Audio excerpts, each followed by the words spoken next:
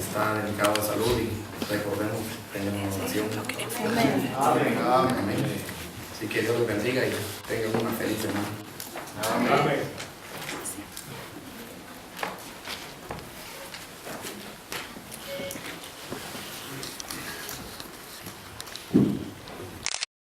Chiquitía, para tan grande como dice. Pero el hermano pastor me llamaba ayer y pues Pablo me recuerda que todo lo puedo en Cristo que me fortalece. Y con la ayuda del Señor, usted y yo, vamos a aprender ahora. Si usted ha estado chequeando los temas que vamos a tratar durante, o que hermano pastor va a tratar durante los meses, se dará cuenta que hoy vamos a hablar sobre ¿qué?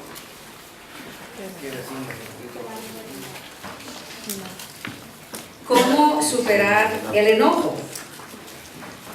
Y hermano Jeremías decía en la clase que Apocalipsis no era su fuerte. Bueno, el enojo tampoco el mío, así es que nos tocó hermano Jeremías.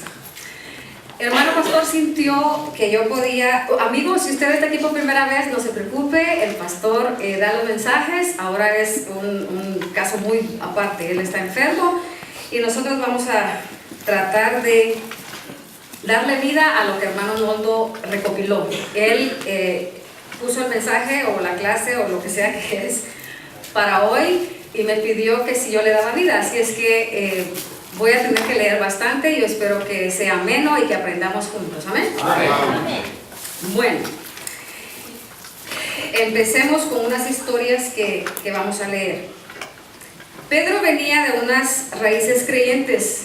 Él era un creyente en la Biblia y era gente que asistía a la iglesia. Pero había algo, una indecible chispa de rebelión que comenzó a aparecer en la adolescencia. Cuando fue a la universidad, prácticamente sacó a Dios de su vida. Pasaba tiempo en malas compañías, construyó un estilo de vida que lo llevó a un matrimonio atribulado apenas a los 20 años. Decidió ser policía. El cambio simbolizaba un nuevo orden de disciplina, así es que la vida iba mejorando para él. Ahora podía edificar un matrimonio fuerte y una familia bien construida. Cuando su esposa quedó embarazada, era una confirmación de que todos sus sueños estaban al borde de cumplirse. Entonces fue cuando cayó la bomba. Llegó a él un pink slip, un aviso rosado. Pedro miraba fijo la nota sin poder creerlo. Es que no había tenido ninguna advertencia de parte de su jefe. No le habían dado ninguna explicación. Había recibido la nota de despido. Ya no requerían de sus servicios. Con la esposa embarazada, grandes deudas y ninguna perspectiva, Pedro era rechazado, descartado como un trapo sucio. Mientras miraba fijo el papel rosado, este se transformó en un rojo oscuro por la ira. El papel se arrugó en las manos cerradas como garras. Esas manos fuertes buscando venganza. Pedro se fue a su casa y trató de hacer las cosas bien. Trató de concentrarse, de pensar en el futuro, pero la ira seguía señalando el rostro orgulloso de la persona que lo despidió. Solo unos días atrás, Pedro no podía imaginarlo, pero ahora Pedro se encontraba planificando un asesinato. Tal vez comenzó únicamente como una idea en la cabeza, pero las fantasías con frecuencia se convierten en realidad. Tenía el entrenamiento, él sabía cómo manejar una pistola, acuérdense que era policía. Pero las posibilidades de que lo atraparan era un punto de discusión. En verdad, no le importaba. Tan oscura era la ira que él sentía que estaba dispuesto a pagar con prisión, ejecución, la pérdida de su familia. Ninguna de esas cosas le importaban. No había otro lugar en su corazón y en su mente que la venganza. Bueno, dejemos a Pedro a un lado un ratito, pero manténgalo en mente que adelante vamos a seguir hablando de Pedro. Y es que, hermanos, el mundo está lleno de ira. Miren, en los estacionamientos, en el freeway, en las líneas cuando vamos a pagar la comida, cuando estamos tratando de agarrar señal en el teléfono y no hay.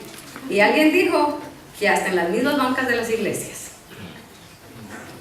¿Qué es lo que hace del enojo algo tan peligroso? Lo que pasa es que el enojo estalla de repente de una manera poderosa e irracional. El enojo no tiene en cuenta el futuro. No considera la seguridad de la persona que está a su alrededor, ni siquiera la suya misma. Imagínese usted alguien enojado que va en el freeway manejando el carro a 100 kilómetros por hora, que serían que unos 75, 80 millas por hora. O alguien enojado que tiene una pistola en su mano. O no ocupamos nada, hermano, solo el puño. Cuando está enojado uno lo encierra. O ni siquiera el puño, la lengua, que se mueve a velocidades increíbles. ¿O a poco no parecemos ametralladoras cuando nos enojamos? A ver, yo no sé, tal vez habrán unos pasivos que no sueltan un montón de cosas, pero yo me identifico con los coléricos. Entonces, hermanos, cuando todas esas cosas desenfrenadas salen, es cuando el enojo se vuelve en algo que lastimamos a los demás. Hay personas que toda su vida adulta pasan enojados y saben que el enojo es algo que puede dañar la vasija que lo guarda. Si usted se enoja, ¿quién es la vasija? Usted es la vasija. Si yo me enojo, yo soy la vasija. Así es que tenemos mucho que aprender de la palabra del Señor y mucho que hay que reconocer que el enojo en sí no es pecado, fíjense ustedes. Y lo vamos a ver adelante. Si buscamos en Efesios 4, 26 y 27. Si quieren nada más anotar las citas, yo lo tengo aquí ya y yo le puedo dar lectura. Efesios 4, 26 y 27. Dice la palabra de Dios: airaos, pero no pequéis. No se ponga el sol sobre vuestro enojo, ni deis lugar al diablo.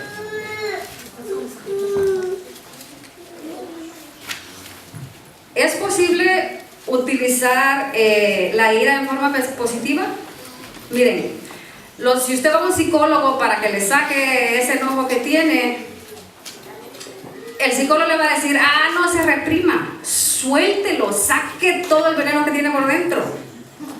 Esas son las recetas que dan ellos, placenteras. Si vemos películas, televisión, radio, incita a las personas para que le den rienda suelta a sus pasiones carnales.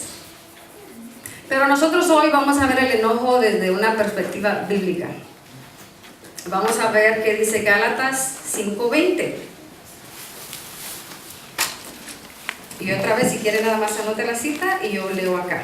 Gálatas 5:20 dice: idólatras, hechicerías, enemistades, pleitos, celos, iras, contiendas, disensiones, herejías. ¿Qué son estos? Si lee ahí en la Biblia, dice que estos son frutos ¿de qué? De la carne. Y sabe que me llama la atención que de todos esos frutos de la carne, el único que nos está permitido a usted y a mí, de acuerdo a la palabra, es el enojo. Pero por un tiempo limitado también, está restringido. Y vamos a ver adelante por qué. Ahora busquemos en Proverbios 29:11. Y dice Proverbios 29:11: el necio da rienda suelta a toda su ira, mas el sabio al fin la sosiega. Cuando leí esto dice: el necio da rienda suelta a toda su ira, pero el sabio al fin la sosiega.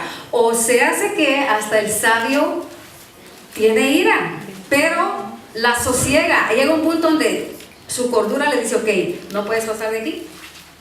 Pero el necio le da rienda suelta. Si vemos en Santiago 1, 19 y 20, ahí nos aconseja también la palabra y dice: por esto mismo, mis amados, todo hombre sea pronto para oír, tardo para hablar, y tardo para airarse, porque la ira del hombre no obra la justicia de Dios. Y tenemos otra cita más en Salmos 37, 8 y 9, que dicen: deja la ira y desecha el enojo. No te excites en manera alguna a hacer lo malo, porque los malignos serán destruidos, pero los que esperan en Jehová, ellos heredarán la tierra. O sea, hermanos, hay mucha promesa aquí si sabemos controlar esa parte de nuestra vida, ¿verdad? Si sabemos controlar el enojo. Bien, sigamos. ¿Usted cree que existe acaso el enojo sin pecar? ¿Qué pensamos? Sí, ¿verdad? Bueno, se sacó una estrellita. Sí. Y para encontrar la respuesta, vamos a ver las emociones de Jesús, porque Él es nuestro ejemplo, ¿verdad? A Él es al que tenemos que seguir. No pueden ver mis ejemplos porque no les van a gustar nada. Pero la Biblia tiene, fíjense, me llamó la atención porque yo aprendí mucho leyendo esta información que hermano Noldo me proporcionó. Yo pensé que Jesús nada más se había enojado una vez. Y si ustedes ya pensaron en la vez que se enojó Jesús, que se enojó bien fuerte. ¿Cuándo fue? Ajá, esa fue una vez y esa era la única que yo me sabía. Pero se enojó 2 veces de acuerdo a lo que vamos a ver. Bueno, dice: la ocasión más famosa fue su encuentro con los cambiadores de dinero en el templo. Salió a echar a todos los proveedores de la industria del sacrificio, dio vuelta a las mesas, tiró el dinero, dejó que todo cayera al suelo, y esto lo podemos ver en Juan 2, 14 y 15, y se los voy a leer. Y halló en el templo a los que vendían bueyes, ovejas y palomas, y a los cambistas ahí sentados. Y fíjense ustedes, ¿no era que Jesús andaba con un chicote ahí? Y esto me llamó la atención también, porque dice: y haciendo un azote, en ese ratito lo hizo, y haciendo un azote de cuerdas, echó fuera del templo a todos, y a las ovejas, y a los bueyes, y esparció las monedas de los cambistas, y volcó las mesas. Para comprender por qué Jesús se enojó, tenemos que conocer a los cambistas. Ellos practicaban una especie de extorsión eclesiástica, fíjense, en el lugar más santo. Y es que ellos estaban en el atrio, que había sido diseñado para que vinieran a adorar los que no eran judíos. Ahí era el único lugar donde ellos podían ofrecer el sacrificio. Y ellos debían de prestar o presentar en sacrificio lo mejor: ovejas sin mancha. Y los sacerdotes tenían un trato hecho con los señores que estaban vendiendo ahí. Es como cuando a usted le quitan su carro y se lo llevan para una storage. Y ahí el del CHP ya tiene un contrato con aquel y ahí se van ayudando. Pues los señores sacerdotes tenían ahí su negocio con estos cambistas, y ellos por supuesto tenían los sacrificios que eran aceptados. Las personas venían a adorar a Dios y eran engañadas, pero hubo otra razón que alzó la ira de Jesús. Los mercaderes habían puesto un negocio en el atrio de los gentiles, como les decía, y esta era la parte exterior del templo. Podríamos decir se me olvidó el español. Lo que tiene la casa del hermano Martín alrededor, ¿cómo se llama? Allá. El corredor. Muchas gracias, hermano. Eso, que me está olvidando el español. Era el corredor. Y ahí en el corredor era el único lugar donde los gentiles podían venir y presentar el sacrificio. Y eso indignó al Señor, porque ellos no podían adorar ahí, porque ahí tenía todo el mercado la gente. Esta era la parte exterior del templo, el único lugar designado para los que no eran judíos pudieran adorar al Señor. Pero los mercaderes habían eliminado ese espacio. No había donde los gentiles pudieran venir y libremente presentar el sacrificio. Lo habían llenado con toda clase de mercaderías, bultos y toda clase de elementos de negocio. Y los gentiles no tenían otro lugar para adorar. Ahora podemos ver el enojo de Jesús. ¿Por qué se enfureció tanto? Pero, ¿qué fue lo notable de su enojo? ¿Qué hizo santo o aceptable el enojo de Jesús en comparación al enojo que yo siento? Veamos cuál fue el objeto de su ira. Jesús no estaba enojado por lo que le estaban haciendo a él, porque si leemos la Biblia, él no se enojó cuando fue arrestado, cuando le enviaron hacia Pilato, cuando lo golpearon, cuando se burlaron. Él no se enojó por él estaba enojado por Dios, porque la gente esta no le daba libertad a los otros a que pudieran adorar, y porque habían convertido el lugar santo en un negocio. En cambio, usted y yo nos enojamos muchísimo por nuestras cosas personales, ¿verdad? Amén. Amén. Es que no me toquen ahí porque... Y por las cosas de Dios no nos enojamos. Y eso es lo que hizo diferente este enojo. Jesús cuidadosamente construye las cuerdas, luego muestra una resolución práctica a limpiar el atrio de los gentiles. O sea que para él no era un simple berrinche que llegó ahí a hacer algo sin control. Y esta es la segunda vez que Jesús se enojó. Y es que a veces no le ponemos atención a los versículos pequeños que leemos, y ahí está. Dice la Biblia que un día le trajeron un hombre a Jesús con la mano seca. Y él, como es amor, sintió inmediatamente compasión por el hombre discapacitado y lo sanó allí mismo. Pero se levantó una controversia. ¿Y saben por qué? Esto está en Marcos 3:5. ¿Por qué fue? Exactamente. Entonces, mirándolos alrededor, este es Jesús. Dice la Biblia en Marcos 3:5. Entonces, mirándolos alrededor con enojo. Ahí fue donde se volvió a enojar Jesús. Entristecido por la dureza de sus corazones, dijo al hombre: extiende tu mano. Y él la extendió y la mano fue restaurada. Aristóteles dijo: un hombre que está enojado en su derecho contra la persona exacta, de la manera correcta, en el momento justo y durante el tiempo de extensión que corresponde, merece alabanza. Y eso, hermanos, el enojo de Jesús cabe allí en lo que este hombre dijo. Efesios 4:31 nos dice: quítese de vosotros toda amargura, enojo, ira, gritería, maledicencia y toda malicia. Y es que miren, cuando estamos enojados nosotros creemos que estamos en lo correcto, que nosotros tenemos la razón, ¿verdad? Así pasa, estamos cegados, no vemos el razonamiento de otros, sino que yo estoy indignada por lo que me hicieron a mí y yo estoy en lo correcto y así tiene que ser. Pero fíjense ustedes que cuando estamos en eso de que yo estoy en lo correcto y así tiene que ser, es tan peligroso utilizar un lenguaje equivocado. Y es que una lengua cargada de veneno es muy peligrosa. Vivimos en un mundo que nos lastima, hay mucho por qué enojarse. Así que, ¿cómo podemos hacer para manejar el enojo? Buena pregunta, ¿verdad? Bueno, aquí hay unos consejos.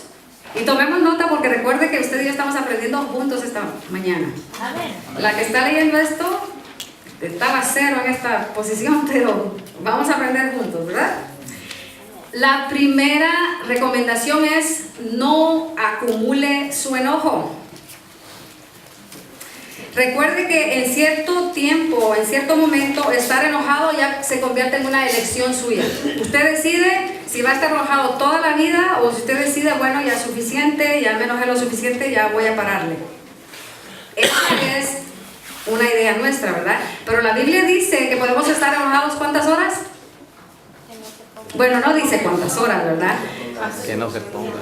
Pero la Biblia recomienda que no se ponga el sol sobre vuestro enojo. Entonces, eso nos da la idea de que 12 horas sería lo máximo que usted y yo nos podemos enojar sin darle solución a la cuestión. Póngale asunto a eso. En el momento que notamos el impulso de enojo y nos negamos a dejarlo ir, se pone la primera ramita en el nido. Todos sabemos usted sabe lo que pasa en un nido, ¿verdad? Vienen los pajaritos y construyen el nido. Y lo empiezan, no traen todo el nido y pum, lo ponen en la rama.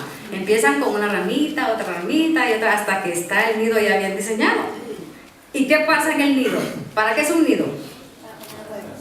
Ajá.